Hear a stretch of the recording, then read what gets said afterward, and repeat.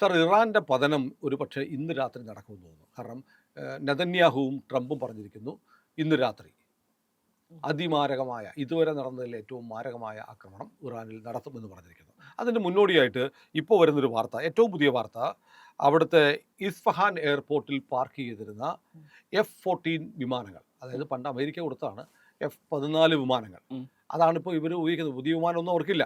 ആ ജെറ്റ് വിമാനങ്ങളാണ് ഇവർ ആക്രമണത്തിന് വേണ്ടി ഉപയോഗിച്ചുകൊണ്ടിരുന്നത്. ആ വിമാനങ്ങൾ, ഡസൻ കണക്കിന് വിമാനങ്ങൾ ഇസ്രയേലിൻ്റെ ആക്രമണത്തിൽ തകർന്നു എന്ന് കേൾക്കുന്നു. ഇന്നലെ നമ്മൾ പറഞ്ഞിരുന്നു, അവരുടെ ബോയിങ് 747 റൺവേ കിടന്നത് ഈ റീഫ്യൂവലിങ്ങിനും ചൈനയിലൊക്കെ പലതവണ പോയ ആ വിമാനം തകർത്തു. ട്രാൻസ്പോർട്ട് വിമാനമായിട്ട് ഉപയോഗിച്ചിരുന്ന ബോയിങ് തകർത്തു. ഇന്ന് ഡസൻ കണക്കിന് F-14 വിമാനങ്ങൾ തകർത്തു എന്ന് പറയുമ്പോൾ അതിലൂടെ വായിച്ചെടുക്കേണ്ടത് ഇറാൻ്റെ വ്യോമസേനയുടെ പണി തീർന്നു, നേവിയെ തകർത്തു, 30-ലേറെ നേവൽ ഷിപ്പുകൾ മുക്കി എന്നാണ് പറയുന്നത്. നമ്മുടെ ഇന്ത്യൻ മഹാസമുദ്രത്തിലും ശ്രീലങ്കയുടെ തീരത്തിനടുത്ത് ഒരു കപ്പൽ മുങ്ങിയത് നമുക്ക് ദേന മുങ്ങിയതറിയാം. മറ്റൊരു കപ്പൽ ലവാൻ വന്നിട്ട് അഭയം പ്രാപിച്ച് നമ്മുടെ കൊച്ചിയിൽ ബർത്ത് കിടപ്പുണ്ട്. അപ്പോൾ ശ്രീലങ്കയുടെ നാവികസേന തകർക്കപ്പെട്ടിരിക്കുന്നു. ഇപ്പോൾ എയർഫോഴ്സ് ഇറാൻ്റെ നാവികസേനയെ തകർത്തിരിക്കുന്നു. ഇപ്പോൾ എയർഫോഴ്സിൻ്റെ പണിയും തീർന്നിരിക്കുന്നു. അപ്പോൾ രണ്ട് ചിറകുകൾ, രണ്ട് കരങ്ങൾ, നേവിയും തീർന്നു, എയർഫോഴ്സും തീർന്നു. ഇനി ഇറാൻ്റെ അവസ്ഥ എന്താണ്? ഇത് മാത്രമല്ല, വലിയ രസകരമായൊരു കാര്യമുണ്ട്. ഇന്നിപ്പോൾ ഇറാൻ്റെ കുഹാക്ക്, ഷഹ്റാൻ, കരാജ് മേഖലകളിലുള്ള എണ്ണപ്പാടങ്ങൾക്ക് നേരെ ഇസ്രയേൽ ആക്രമണം നടത്തി കത്തിക്കൊണ്ടിരിക്കുകയാണ്. പക്ഷേ ഇപ്പോൾ വേണ്ട ഈ ഒരാഴ്ചയ്ക്കുള്ളിൽ വേണ്ട 4000-ലേറെ ബോംബുകൾ ഇറാനിൽ വർഷിച്ചു എന്നാണ് പറയുന്നത്. പക്ഷേ ഒരു സ്ഥലത്ത് മാത്രം ഒരു പൊട്ടാസ് പോലും പൊട്ടിക്കാതെ അമേരിക്കയും ഇസ്രയേലും ജാഗ്രത കാണിക്കുന്നുണ്ട്.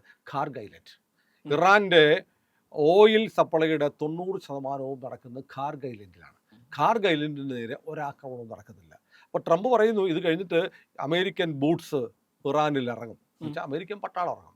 പട്ടാളം ഇറങ്ങിക്കഴിഞ്ഞാൽ തങ്ങൾക്ക് സുരക്ഷിതമായി കിട്ടണം ഖാർഗ് ഐലൻഡ്.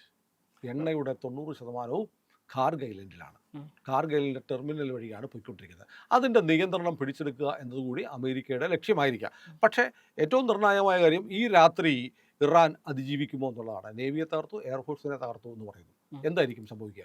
അതിന് മുമ്പ് ഒരു കാര്യം കൂടിയുണ്ട്. ഇറാൻ ആർമീനിയം തകർത്തിരിക്കുന്നു അവർ. ഇനിയുള്ളത് ഏതാനും ഇറാനിയൻ റവല്യൂഷണറി ഗാർഡ്സിന്റെയും അവസ്ഥയും ഏതാണ്ട് പരിതാപകരമാണ്. കാരണം ഇത് ഔദ്യോഗികമായിട്ട് പ്രസിഡന്റ് ട്രംപ് പറയുകയാണ്, ഇറാൻ്റെ സൈന്യം, ആർമി, നേവി, എയർഫോഴ്സ്, ഇത് മൂന്നും തകർന്നു. ടെലികമ്മ്യൂണിക്കേഷൻ സംവിധാനം, ഇറാൻ്റെ ടെലികമ്മ്യൂണിക്കേഷൻ സംവിധാനം മൊത്തം തകർന്നു എന്ന് പ്രസിഡന്റ് നേരിട്ട് പറയുകയാണ്. അപ്പൊ അതിനെ നമുക്ക് വിശ്വസിക്കാതിരിക്കാനായിട്ടുള്ള ഒരു കാരണവും കാണാനില്ല. അപ്പൊ ട്രംപിനെ അങ്ങനെ വിശ്വസിക്കാൻ പറ്റില്ല. ട്രംപ് ആ വളച്ച കള്ളം മാത്രമേ പറയുള്ളൂ. പക്ഷെ അത് വിശ്വസിക്കാവുന്ന ഒരു ഇതാണ്. കാരണം ബെഞ്ചമിൻ നെതന്യാഹുവും പറഞ്ഞിട്ടുണ്ട് ഇത്. ബെഞ്ചമിൻ നെതന്യാഹു ഒന്നും അങ്ങനെ നമുക്ക് വിശ്വസിക്കാം, ഈ തമ്പിങ് ദ ചെസ്റ്റ് എന്ന് പറയുന്നത്, ഞങ്ങൾ അങ്ങനെ ചെയ്ത് ചിന്തിക്കുന്ന അങ്ങനെയൊന്നും പറയുന്ന ആൾക്കാർ സൈലന്റ് ഓപ്പറേറ്റേഴ്സ് ആണ്. പണി കൊടുക്കുക, കുറച്ച് വർത്താനം, കൂടുതൽ പ്രവർത്തി. അതെ അതെ. ഇതിപ്പോ സുനിൽ ഇപ്പൊ പറഞ്ഞില്ലേ 14 F-14 വിമാനങ്ങൾ തകർന്നു എന്നുള്ളത്. ഇത് കേൾക്കുമ്പോൾ എനിക്ക് ഓർമ്മ തന്നെ പണ്ട് ചരിത്രത്തിലേക്ക് പോണതിന് ക്ഷമിക്കണം, ചരിത്രത്തിലേക്ക് പോകണം. അതിനാണ് ഞങ്ങൾ ഈ 1973 ഒരു യോം കിപ്പർ യുദ്ധം നടന്നു, ഓർമ്മയില്ലേ? 6 ദിവസം 7 ദിവസം പ്ലാൻ ചെയ്ത അറബ് രാജ്യങ്ങളെല്ലാം ഒരു വശത്തും, ഇറാൻ ഉൾപ്പെടെയുള്ള അറബ് രാജ്യങ്ങളെല്ലാം ഒരു വശത്തും, ഇസ്രായേൽ ഒറ്റയ്ക്ക് ഒരു വശത്തും. അന്ന് യുദ്ധം തുടങ്ങിയ ആദ്യ മണിക്കൂറുകളിൽ തന്നെ ഈജിപ്തിന്റെ 300-400 വിമാനമാണ് തകർത്തത്. അവര് ഫ്രാൻസിൽ നിന്നും അമേരിക്കയിൽ നിന്നൊക്കെ മേടിച്ച് വിമാനം ഇങ്ങനെ സ്റ്റോർ ചെയ്ത് വെച്ചേക്കാണ് അവിടെ ഇസ്രായേലിൽ കൊണ്ട് ബോംബിടാനായിട്ട്. അത് സ്വപ്നത്തിൽ അവശേഷിച്ചു. കാരണം ആ വിമാനങ്ങൾക്കൊന്നും പറന്നു പൊങ്ങാൻ പറ്റിയില്ല. ആ എയർപോർട്ടും നശിപ്പിച്ചു. ഏതൊക്കെ എയർപോർട്ടിലാണോ വിമാനങ്ങൾ സ്റ്റോർ ചെയ്തിരുന്ന ആ എയർപോർട്ടുകൾ നശിച്ചു, വിമാനങ്ങൾ മൊത്തം കത്തി നശിപ്പിച്ചു. അങ്ങനെയല്ലേ അവര് തോറ്റു തുന്നം പാടിയത്. ഗോൾഡ മേയർ ആയിരുന്നു അന്ന് അവരുടെ പ്രധാനമന്ത്രി. മോഷെ ദയാനാണ് രാജ്യരക്ഷാ മന്ത്രി. അവര് നല്ല മിലിറ്ററി സ്ട്രാറ്റജിസ്റ്റ് ആണ്. തന്ത്രജ്ഞ ഉണ്ടാക്കുന്നതിൽ, സൈനിക നീക്കങ്ങളിൽ വളരെയധികം എക്സ്പേർട്സ് ആണ് ഇസ്രായേലിയാണ്. അപ്പൊ ഇപ്പോൾ ഈ അമേരിക്കയുടെ ഒരു പ്ലസ് പോയിന്റ് ഇസ്രായേൽ അവരുടെ കൂടെ ഉള്ളത് കൊണ്ടാണ്. ഇത് രണ്ടുപേരും സംയുക്ത സംരംഭമാണ് ഉള്ളത്. ഇപ്പൊ പറഞ്ഞില്ലേ, ഐലൻഡിലേക്ക് വരുമ്പോ ഒരു സുരക്ഷിതമായ ഒരു ഒരു ഏരിയ വേണം. അവരുടെ ഡെൽറ്റ ഫോഴ്സ് വരുന്നുണ്ട്, അമേരിക്കയുടെ സ്പെഷ്യൽ ഓപ്പറേഷൻസിന് വേണ്ടി മാത്രമുള്ള ഒരു ഫോഴ്സാണ് ഡെൽറ്റ ഫോഴ്സ് എന്ന് പറയുന്ന സൈന്യം. കമാൻഡോസ് ആണ്. കമാൻഡോസിലും കൂടി അഡ്വാൻസ്ഡ് വേർഷൻസ് നേടിയിട്ടുള്ള ആൾക്കാരാണ് വരാൻ പോണത്. കരയിലും എന്താ പറയുക, വെള്ളത്തിലെല്ലാം എന്താ പറയുക പ്രാവീണ്യം തെളിയിച്ചിട്ടുള്ള സൈനികരാണ് അവര്. ഈ ഇറാനെ പൊടിക്കും, എന്താ തവിട് പൊടിയാക്കും അവര്. ഇപ്പൊ ഇറാൻ നിന്ന് കത്തിക്കൊണ്ടിരിക്കുകയാണ്. ആ വാർത്ത ഒന്നും നമ്മുടെ ആൾക്കാര് ടെഹ്റാൻ നിന്ന് കത്തുകയാണ്. അതിന്റെ നഗരം കത്തുന്ന വീഡിയോ എന്റെ കയ്യിലുണ്ട്. പക്ഷെ നമ്മുടെ മോഡറേറ്റ്സിന് അല്ലെങ്കിൽ നമ്മുടെ പ്രേമികൾക്കൊന്നും അത് ഒന്നും കണ്ണി കാണൂല. അതൊന്നും അവര് വേണേ പറയും ഇത് ടെല്ലവീവ് നഗരാണ് കത്തിക്കൊണ്ടിരിക്കുന്നത് പറഞ്ഞ് വേണ്ടി വന്ന ഫോട്ടോ കൊടുക്കുന്ന ആൾക്കാരാണ് അവര്. അപ്പൊ ഈ യുദ്ധം അടുത്ത ഒരാഴ്ച അല്ലെങ്കിൽ ഒരു 10 ദിവസത്തിനുള്ള യുദ്ധം തീരും. കംപ്ലീറ്റ് പൊടി പൊടിക്കും. അവർ വളരെ സ്ലോ ആയിട്ടാണ് പോകുന്നത്. നേരത്തെ നമ്മൾ സംസാരിച്ച പോലെ ഇറാനിയൻ ജനത തെരഞ്ഞെടുക്കപ്പെടുന്ന ഒരു ഗവൺമെന്റ് ആയിരിക്കും ഇറാനിൽ വരാൻ പോകുന്നത്. അത് റസ പഹലവിയുടെ മകനല്ലേ, റസ പഹലവി, അയാളായിരിക്കും അതിന് നേതൃത്വം കൊടുക്കണം. അദ്ദേഹം ഇന്ന് ട്വീറ്റ് ചെയ്തിരുന്നു. ഇപ്പൊ കുറച്ച് നേരം മുമ്പ് ഞാനൊരു ട്വീറ്റ് കണ്ടിരുന്നു അദ്ദേഹത്തിന്റെ. സൈറസ് ദ ഗ്രേറ്റ് എന്ന് പറയുന്ന ആളുടെ ഡിസെൻഡൻസ് ആണ് ഇസ്രായേലികൾ. അവരാണ് ഇറാനിയൻസ്. അവരാണ് ജെറുസലേമിൽ ദ ടെമ്പിൾ ഓഫ് ജെറുസലേം 2500-3000 വർഷങ്ങൾക്ക് മുമ്പ് പണിത് കൊടുത്തത്. And we are looking for the days when Israel and Iran people live together in happiness and harmony എന്നാണ് അദ്ദേഹം പറഞ്ഞിരിക്കുന്നത്. അപ്പോൾ അതിൻ്റെ അർത്ഥം എന്താ? അദ്ദേഹം ഇവിടെ അധികാരത്തിൽ വന്നു കഴിഞ്ഞിട്ടുണ്ടെങ്കിൽ ഇസ്രായേലുമായിട്ടുള്ള ബന്ധം നോർമലൈസ് ചെയ്യും എന്നുള്ളതാണ്. ഇപ്പൊ ഇറാൻ ഒറ്റപ്പെട്ട് നിൽക്കുക, ഗൾഫ് മേഖലയിൽ ഇറാൻ ഒറ്റപ്പെട്ട് നിൽക്കുക. എല്ലാ രാജ്യങ്ങൾക്കും ഇറാനോട് ഭയങ്കര ദേഷ്യമാണ്. കാരണം സുന്നികളെ മുഴുവൻ ആക്രമിക്കുകയല്ലേ. അവർക്ക് ഇസ്ലാം. കേരളത്തിലെ സുന്നികൾക്ക് അത് പ്രശ്നമല്ല. എന്താ ചെയ്യാ? കാരണം ഇനിയിപ്പോ വേറൊരു കാര്യമുണ്ട്. കേരളത്തിൽ ഇനിയിപ്പോൾ നരേന്ദ്രമോദി എങ്ങാനും ഇറാന് പിന്തുണ പ്രഖ്യാപിച്ചാൽ ഇവർ മോദിക്കെതിരാകും. സാർ, ഇതിനിടയ്ക്ക് വേറൊരു ഡെവലപ്മെന്റ് ഉണ്ടായിരുന്നു. ഈ നമ്മൾ ഇറാനും അമേരിക്കയും ഇസ്രയേലും എന്ന് പറയുന്നത് പോലെ അമേരിക്കയുടെ ഒരു ചങ്ങായിയായിരുന്നു UK, ബ്രിട്ടൻ. പക്ഷെ ബ്രിട്ടനും അമേരിക്കയും തമ്മിലുള്ള ബന്ധം വഷളായിരിക്കുന്നു. അതായത് ഞങ്ങൾക്ക് നിങ്ങളുടെ ബേസ് ആവശ്യം ഉണ്ടായിരുന്നപ്പോൾ ഞങ്ങളെ സഹായിച്ചില്ല, ഞങ്ങൾക്ക് കുഴപ്പമൊന്നുമില്ല, പക്ഷേ ഞങ്ങളുടെ ഓർമ്മയിൽ ഇതെന്നും ഉണ്ടാവും എന്ന് ട്രംപ് പറഞ്ഞിരിക്കുന്നു. എന്നിട്ട് പറഞ്ഞു, ഇപ്പോൾ കീർ സ്റ്റാർമർ പറഞ്ഞിട്ടുണ്ട് പ്രിൻസ് ഓഫ് വെയിൽസ് ഉൾപ്പെടെയുള്ള എയർക്രാഫ്റ്റ് കാരിയർ വിമാനവാഹന കപ്പലുകൾ അങ്ങോട്ട് അയക്കാമെന്ന് പറഞ്ഞപ്പോൾ ട്രംപ് പറഞ്ഞു വേണ്ട, ഞങ്ങൾ യുദ്ധം ജയിച്ചു കഴിഞ്ഞ് ക്രെഡിറ്റ് എടുക്കാൻ അത് മാത്രമല്ല,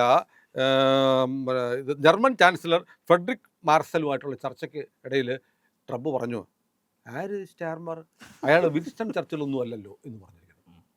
നിങ്ങൾ എക്കാലത്തും ഞങ്ങളുടെ ഗുണമനുഭവിച്ചിട്ടുള്ളവരാണ്, പക്ഷേ നിങ്ങൾ ബാക്ക് സ്റ്റാബ് ചെയ്തു, മറക്കില്ല, ഓർമ്മയിലുണ്ടാവും. യെസ്, അത് അദ്ദേഹം പറഞ്ഞത് വളരെ ശരിയാണ്. വിൻസ്റ്റൺ ചർച്ചിലും അമേരിക്കൻ ജനതയായിട്ട്, അമേരിക്കൻ പ്രസിഡന്റുമായിട്ടുള്ള ഒരു റിലേഷനെ പറ്റിയിട്ട് ഒരു വിറ്റ് ഞാൻ പറയാം. ഒരു 2ാം ലോക മഹായുദ്ധത്തിൻ്റെ സമയത്ത് അതിൻ്റെ കൺക്ലൂഡിങ് ഡേയ്സിൽ ഇവർ രണ്ടുപേരും, അമേരിക്കൻ പ്രസിഡന്റ്, എനിക്ക് തോന്നുന്നു ഐസനോവറും പിന്നെ ചർച്ചിൽ ഒരു കപ്പലിൽ അതിനകത്തിരുന്നിട്ടാണ് ചർച്ച നടത്തിക്കൊണ്ടിരുന്നത്.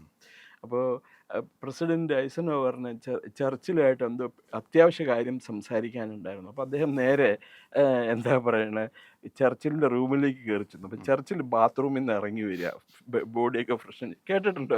ഇല്ല. ഒരു തുണി ഉടുത്തിട്ടില്ല, കംപ്ലീറ്റ് ന്യൂഡാണ്, നെയ്ക്കഡാണ് മൂപ്പര്. അപ്പോൾ ഐസനോവർ പറഞ്ഞു, I am sorry mister prime minister എന്ന് പറഞ്ഞപ്പോൾ ചർച്ചിൽ പറയാ, nothing to worry, the British prime minister does not have any secret from the American president. British പ്രധാനമന്ത്രിക്ക് അമേരിക്കൻ പ്രസിഡന്റിൽ വിളിക്കാനൊന്നുമില്ല. ആ ഒരു ഇത് നടന്നു എന്നാണ് പറയണത്. പുസ്തകങ്ങൾ ഞാനിത് 1-2 തവണ വായിച്ചിട്ടുണ്ട് ഇത്. അപ്പൊ അങ്ങനെയുള്ള ഒരു ബന്ധമായിരുന്നു അവർ തമ്മിലുണ്ടായിരുന്നു. ഇപ്പൊ തകർന്നു പോയി അത്. സ്റ്റാർമർക്ക് ഇനി അത് അങ്ങനെ ഒരു റിലേഷനിലോട്ട് എത്താൻ പറ്റില്ല. അതേസമയം അവരുടെ യുദ്ധക്കപ്പൽ അവരെ ആദ്യം അയച്ചത് സൈപ്രസിലേക്കാണ് അയച്ചത്. സൈപ്രസിലേക്കാണ്. സൈപ്രസിലേക്ക് അയക്കേണ്ടതിന് പകരം അവരത് പശ്ചിമേഷ്യൻ മേഖലയിൽ അയച്ചിരുന്നെങ്കിൽ മുറിഞ്ഞ് അറ്റുപോകുമായിരുന്ന ആ ബന്ധം അവർക്ക് റിവൈവ് ചെയ്യാമായിരുന്നു. പക്ഷെ ചിന്തിക്കാൻ പറ്റില്ല, അമേരിക്കയും ബ്രിട്ടനും തമ്മിൽ തെറ്റുമെന്നുള്ളത് ആരെങ്കിലും എപ്പോഴെങ്കിലും കരുതിയിട്ടുണ്ടോ? ഇല്ല പറഞ്ഞ പോലെ they don't have anything. Britain ഇന്ത്യയിൽ നിന്ന് പോയപ്പോഴേ സാമ്പത്തികമായിട്ട് തകർന്നിരുന്നു. പിന്നെ ഈ പറഞ്ഞ പോലെ ബ്രിട്ടൻ ഇഷ്ടംപോലെ അമേരിക്കയിൽ നിന്ന് കണ്ടമാനം മെറ്റീരിയൽസ്, ധാന്യം അതൊക്കെ ഇറക്കുമതി ചെയ്ത് കൊടുത്തിരുന്നു കൺസെഷൻ റേറ്റിലൊക്കെ. അപ്പം അങ്ങനെ ബ്രിട്ടൻ ഒരു ശരിക്കും പറഞ്ഞാൽ ഈ രാജകീയ പ്രൗഢിയുള്ളൂ. നമ്മുടെ നാട്ടിലെ പഴയ നായർ പ്രമാണിമാരൊക്കെ പറയില്ലേ, എൻ്റെ വീട്ടിൽ 4 ആന ഉണ്ടായിരുന്നു എന്നൊക്കെ പറഞ്ഞ് ചാരുകസേരയിൽ നിന്ന് വർത്താനം പറയണല്ലേ. ബ്രിട്ടീഷ് രാഷ്ട്രീയക്കാർ ആ രീതിയിലായിരുന്നു. ഐം സോറി, ഒരു കാസ്റ്റ് ഇതിൽ ഞാൻ പറഞ്ഞതല്ലേ. അപ്പോ പറഞ്ഞല്ലേ അവർക്ക് എന്താ പറയണേ, ബ്രിട്ടൻ എപ്പോഴും ഒരുമിച്ച് നിൽക്കുകയായിരുന്നു നല്ലത്. ഇതിനു മുമ്പുള്ള പ്രധാനമന്ത്രിമാർ മുഴുവനും, ഇപ്പോൾ ടോണി ബ്ലെയർ ആയിക്കോട്ടെ, അതിനുശേഷം വന്ന ആൾക്കാർ, അവരെല്ലാം തന്നെ അമേരിക്കൻ പോളിസിയെ അനുകൂലമായിട്ട് ഫോളോ ചെയ്തിരുന്ന ആൾക്കാരാണ് അവരൊക്കെ. ബ്രിട്ടനെ അവർ ഒരിക്കലും എന്താ പറയണേ, ബ്രിട്ടനും അമേരിക്കയായിട്ട് അങ്ങനെ ഒരു തെറ്റി വന്നിട്ടുണ്ടായിരുന്നില്ല. ഇപ്പൊ ഫാൽക്കലൻഡ് ഐലൻഡിന് വേണ്ടിയിട്ട് അമേരിക്ക മറ്റേ യുദ്ധം നടന്നപ്പോൾ 2 കൂട്ടർ ഒരുമിച്ചല്ലേ അർജന്റീനയെ എതിർത്തത്. അപ്പോൾ ഇവര് ഈ സൈപ്രസിലേക്ക് കപ്പലയക്കുന്നതിന് വരും, പശ്ചിമേഷ്യയിലേക്ക് കപ്പലയക്കുന്നതിന് വരെ സൈപ്രസിലേക്ക് അയച്ചു, യുദ്ധവിമാനങ്ങൾ അയച്ചു. അതൊക്കെ അമേരിക്കനെ ഹർട്ട് ചെയ്തതിന് തുല്യമാണ്. അപ്പൊ അവര് മറക്കില്ല, ഓർമ്മയിലുണ്ടാവും അത് തീർച്ചയായും. ഓർമ്മയിൽ എന്തായാലും ഏതായാലും നരേന്ദ്രമോദിയെ കുറിച്ചിട്ട് ട്രംപ് അങ്ങനെയൊന്നും പറഞ്ഞിട്ടില്ല. എല്ലായ്പ്പോഴും എന്താ പറയുക, 500% ടാരിഫ് ഞാൻ ഏർപ്പെടുത്തുമെന്ന് പറഞ്ഞിട്ട് അയാൾ പറഞ്ഞെന്താ അറിയോ, he's my great friend, he's my fantastic. അതും ട്രംപിന്റെ ഒരു ഡിപ്ലോമസി. അതെ, പക്ഷെ ഡിപ്ലോമസിയിൽ അത്രയും വരില്ല. ഏതായാലും നമ്മളിങ്ങനെ പുതിയ വർത്തമാനങ്ങൾ, ഇതൊക്കെ നമ്മുടെ മാധ്യമങ്ങളിലൊന്നും വരുന്നില്ല.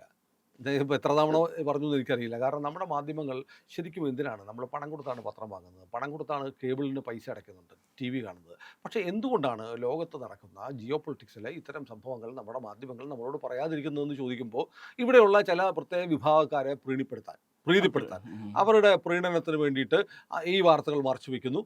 എന്നിട്ട് എന്ത് ചെയ്യുന്നു, രാജ്യവിരുദ്ധമായി, സത്യം പറഞ്ഞാൽ ഇന്ത്യയിലെ മാധ്യമങ്ങളൊക്കെ അവരുടെ ബാർക്ക് റേറ്റ് നിർത്താൻ പറഞ്ഞു. കാരണം യുദ്ധം തുടങ്ങിയതിന് ശേഷം ഇന്ത്യയുടെ താല്പര്യങ്ങൾക്കെതിരായ വാർത്തകളാണ് നമ്മുടെ ടെലിവിഷൻ ചാനലുകൾ, കേരളത്തിലെ ചാനലുകൾ പ്രധാനമായും കൊടുത്തുകൊണ്ടിരിക്കുന്നത്. അപ്പോൾ അത് കേന്ദ്ര സർക്കാർ കാണുന്നുണ്ട്.